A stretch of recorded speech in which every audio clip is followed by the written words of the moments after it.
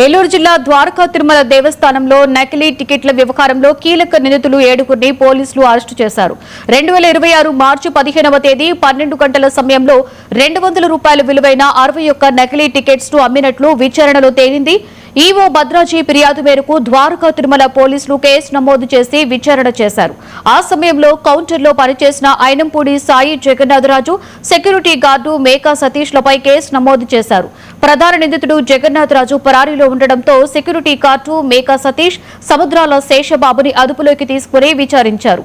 వారి సమాచారంతో ప్రధాన నిందితుడు ఐనంపూడి జగన్నాథరాజు ప్రమేయమున్న మరో 6గురు సిబ్బందిని అదుపులోకి తీసుకుని విచారించారు.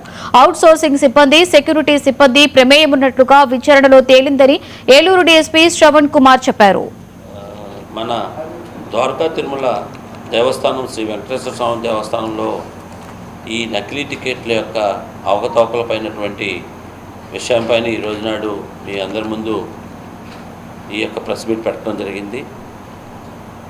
16/3/2026 తారీఖు నాడు ద్వారకా తిరుమల ఈవో చెట్టి భద్రాజీ గారు ఇచ్చినటువంటి ఫిర్యాదు మేరకు మేము Dwaraka Tirumala police station crime number 71/2026 కింద కేసు నమోదు చేయడం జరిగింది.